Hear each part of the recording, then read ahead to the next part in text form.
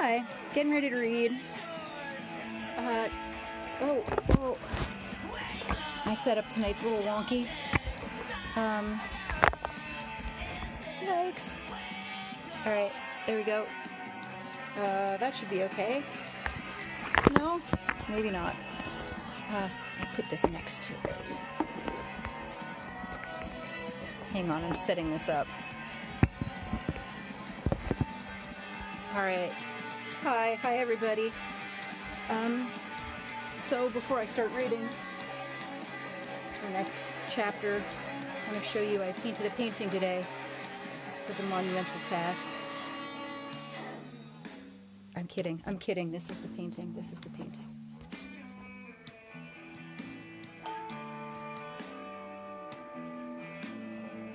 It's watercolor and oil. This is just a thumbnail I did of it. We're playing some Alice Donut to work to earlier.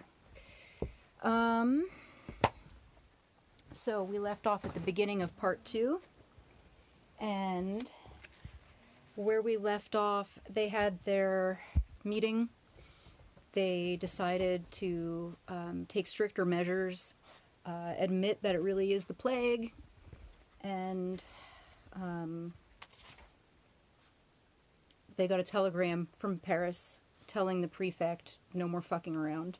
The telegram said, "Proclaim a state of plague, stop, close the town." So now there where we're at right now in Washington here with everything closed down. From now on, it can be said that plague was the concern of everyone. Until now, surprised as he may have been by the strange things happening around him, each individual citizen had gone about his business as usual as far as was possible, and no doubt he would have continued doing so. But once the town gates were shut, every one of us realized that, the narrator included, all of us were in the same boat, and each would have to adapt himself to the new conditions of life. Thus, for example, a feeling normally as individual as the ache of separation from those one loves suddenly became a feeling in which all shared alike, and, put together with fear, the greatest affliction of the long period of exile that lay ahead. One of the most striking consequences of the closing of the gates was, in fact, this sudden deprivation befalling people who were completely unprepared for it. Mothers and children, lovers, husbands and wives, who had a few days earlier taken it for granted that their parting would be a short one, who had kissed one another goodbye on the platform and exchanged trivial remarks, sure as they were of seeing one another again after a few days, or at most a few weeks. Duped by our blind human faith in the near future, and little, if at all, diverted from their normal interests by this leave-taking, all these people found themselves, without the least warning, hopelessly cut off, prevented from seeing one another again, or even communicating with one another. For actually, the closing of the gates took place some hours before the official order was made, and naturally enough, it was impossible to take individual cases of hardship into account. It might be said that the first effect of this brutal visitation was to compel the townspeople to act as if they had no feeling as individuals. Hold on one second here. One quick second. There we go. During the first part of the day on which the prohibition to leave the town came into force, the prefect's office was besieged by a crowd of applicants, advancing pleas of equal cogency, but equally impossible to take into consideration. In fact, it needed several days for people to realize that we were completely cornered, that words like special arrangements, favor, money, and priority had lost all effective meaning. Even the small satisfaction of writing letters was denied to us. It came to this. Not only had the town ceased to be in touch with the rest of the world by normal means of communication, but also all correspondence was forbidden to obviate the risk of letters carrying infection outside the town. In the early days, a favored few managed to persuade a sentry at the gate to allow them to get a message to the outside world. But that was only at the very beginning, when the sentries found it natural to obey their feelings of humanity. Later on, when these same sentries had had the gravity of the situation drummed into them by personal knowledge of deaths, They flatly refused to take any responsibility whose possible after effects they could not foresee. At first, telephone calls to other towns were allowed, but this led to such a crowding of the telephone booths and delay on the lines that for some days they were also prohibited, and after that limited to what were called urgent cases, such as death, marriage, and birth. So we had to fall back to telegrams. People linked together by friendship, affection, and physical love found themselves reduced to hunting for tokens of their past communion within the compass of a 10-word telegram. And since, in practice, the phrases one can use in a telegram are very quickly exhausted, long lives passed side by side, passionate yearnings declining to the exchange of such trite formulas as, "I'm well, thinking of you, love." A few of us, however, persisted in writing letters and gave much time to hatching plans for corresponding with the outside world. But these plans almost always came to nothing. Even on the rare occasion when they succeeded, we didn't even know it, because there was no answer. For weeks on end, we were reduced to starting the same letter over and over again, recopying the same scraps of news and the same personal appeals, with the result that after a certain time the living words, into which we had as it were transfused our heart's blood, were drained of any meaning. After that we went on copying them mechanically, trying, through the dead phrases, to convey some notion of our ordeal. And in the long run, these sterile, reiterated monologues, these futile colloquies into a blank wall, even the banal formulas of a telegram came to seem preferable. After some days, when it was clear that no one had the least hope of being able to leave the town, inquiries began to be made whether the return of people who had gone away before the outbreak would be permitted. After a few days' consideration of the matter, the authorities replied yes. They pointed out, however, that in no case would a person who returned be allowed to leave the town again. Once there, they would have to stay, no matter what happened. Some families, very few, refused to take the position seriously, and in their eagerness to have the family with them again, cast prudence to the wind and wired to them to take this opportunity of returning. But very soon those who were prisoners of the plague realized the terrible danger in which this would expose their relatives, and resigned themselves to their absence. At the height of the epidemic, we saw only one case in which the natural emotions overcame the fear of death in a very painful form. It was not, as you would expect, the tale of two young people whose passion made them yearn for each other's embrace at whatever cost, but it was the two old Dr. Castle and his wife. They had been married for very many years. Madame Castle had gone on to visit a neighboring town the day before the epidemic was declared. They were not an exemplary married couple of the Darby and Joan pattern. On the contrary, the narrator has grounds for saying that, in all probability, neither partner felt quite sure the marriage was all they could have desired. But this ruthless, protracted separation enabled them to realize that they could not live apart, and in the sudden glow of this discovery, the risk of plague seemed insignificant. They were the exception. For most people, it was obvious that the separation must last until the end of the epidemic. And for every one of us, the emotion of his life that ruled, which he imagined he had known through and through, the people of Oran, as we've said, having simple passions, took on a new aspect.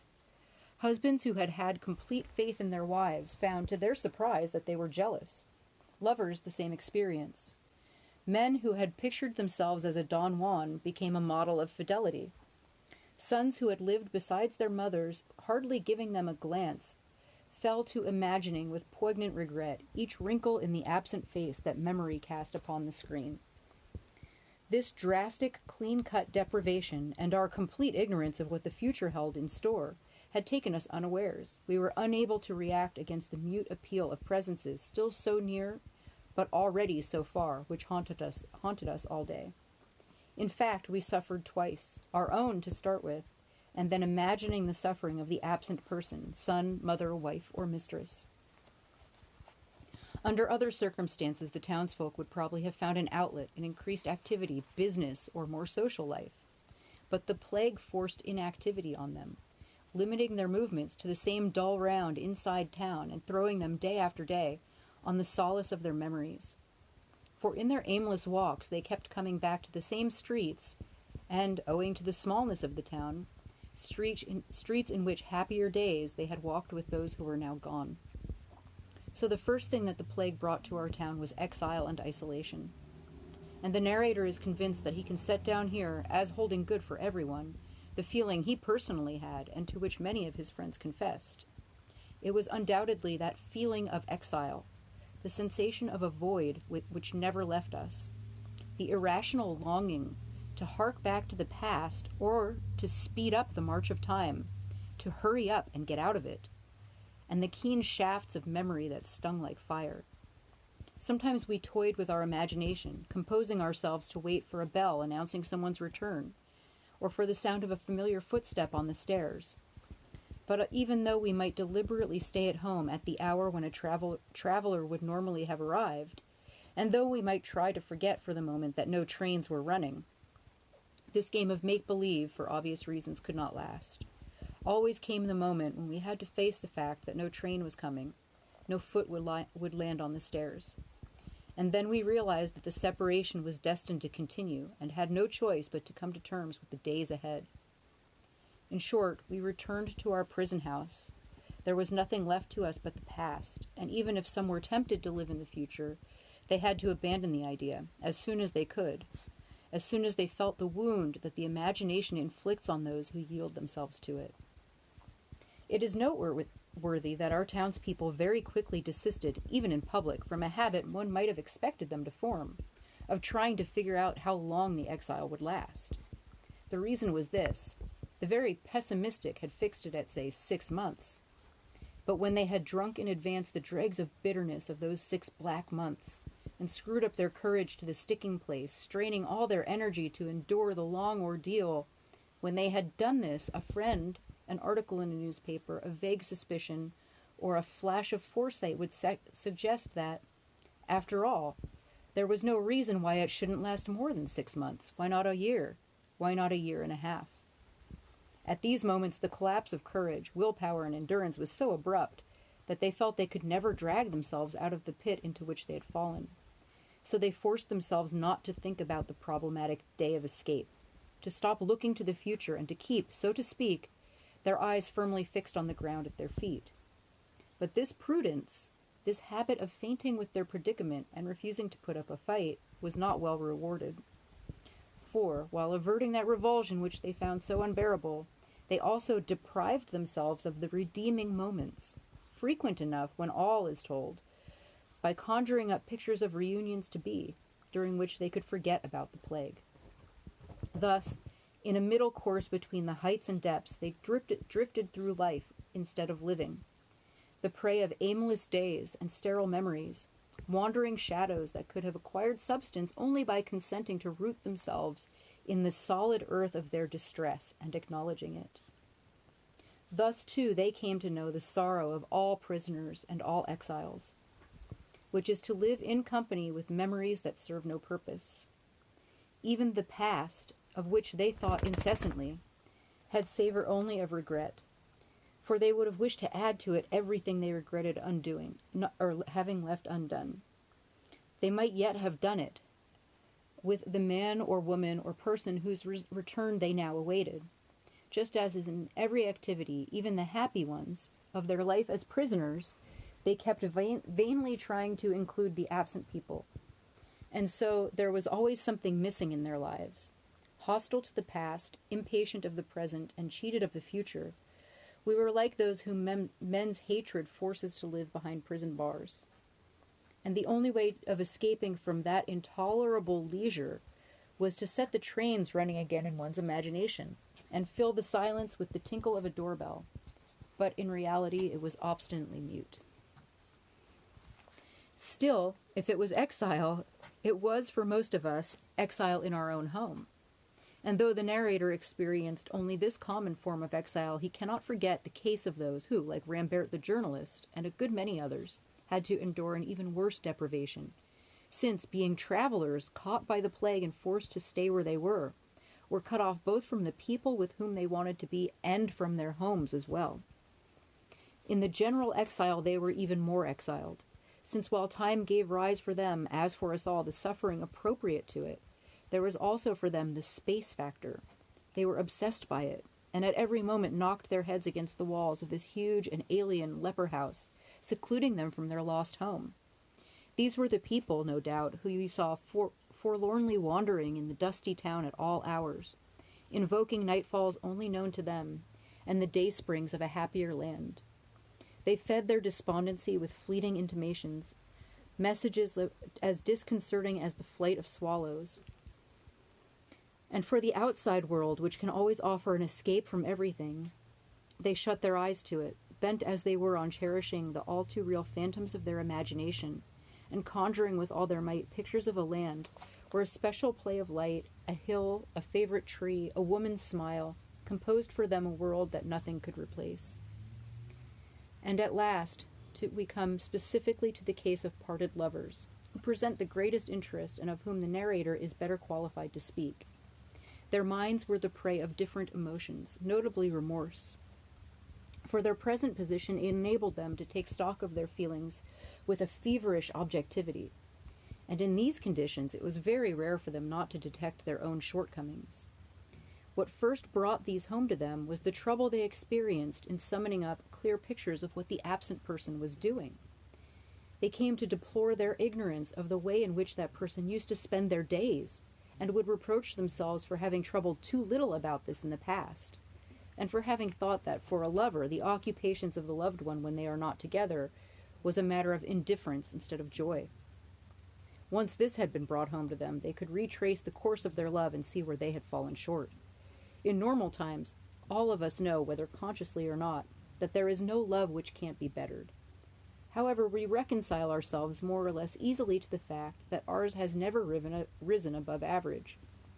But memory is less disposed to compromise, and in a very definite way, the misfortune which had come from outside and befallen the whole town did more than inflict on us an unmerited distress, with which we might well be indignant. It also incited us to create more of our own suffering, and to accept frustration as a natural state. This was a trick the pestilence had of diverting our attention from it and confounding the issues. Each of us had to be content to live only for the day, alone under the vast indifference of the sky.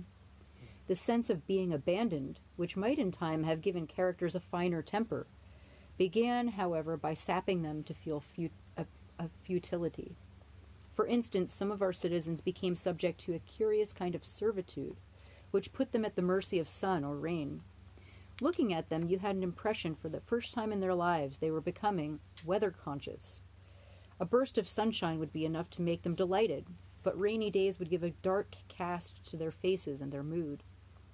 A few weeks earlier they had been free of this absurd subservience to the weather. They had not even noticed it. They didn't have to face life alone. They lived with a person or people who held, to some extent, the foreground of their attention. Even if not people, then business. But now on, it was different. They seemed at the mercy of the sky. They suffered and hoped irrationally, according to the weather. And, in this extremity of solitude, no one could count on any help from a neighbor. Each had to bear the load of these internal troubles alone. If by chance one of us tried to unburden ourselves or say something about their feelings, the reply he got, whatever it might be, was wounding. And then it dawned on him that he and the man with him weren't talking about the same thing. For while he himself spoke from the depths of long days of brooding upon his personal distress, and the image he had tried to impart was slowly shaped and proved in the fires of passion, sadness, and regret, this meant nothing to the other person to whom he was speaking, who pictured a conventional emotion, a grief that is traded on in the marketplace or mass-produced. Whether friendly or hostile, a reply would always miss its fire, and any attempt to communicate had to be given up. This was true of those, at least, for whom silence was unbearable, and since others could not find the expressive words, they resigned themselves to using their current coin of mass-produced language, the commonplaces of plain narrative, anecdote, and of the daily newspaper. In these cases, too, even the sincerest grief had to make do with set phrases of ordinary conversation. Only on these terms could the prisoners of the plague ensure the sympathy of their concierge and the interest of their hearers. Nevertheless, and this point is most important, however bitter their distress and heavy their hearts for all the emptiness, it can truly be said of these exiles that in the early period of the plague they could account themselves privileged. For at the moment when the residents of the town began to panic, their thoughts were wholly fixed on the person they longed to meet again. The egotism of love made them immune to the general distress, and if they even thought of the plague, it was only in as far as it might threaten to make the separation eternal. Thus, in the very heart of the epidemic, they maintained in themselves a saving indifference, which one was tempted to take for composure or calmness. Their despair saved them from panic, and so their misfortune had a good side. For instance, if it happened that one of them was carried off by the disease, it was almost always without his having had time to realize or think about it, no time to fear it before it occurred. Snatched suddenly from his long, silent communion with a wraith of a memory, he was plunged right away into the densest silence of all. They'd had no time for anything. That is the end of the first part, or first chapter of the second part. I'm going to end this live and save it. Yeah, it's a really good book, Kelson. I'm going to end this section and save it. My battery's low. I don't want to risk losing it. And then tomorrow I'll read at least two of those sections to you. So this will be up on YouTube in a few minutes, and then I'll see you guys again tomorrow night. Be safe out there.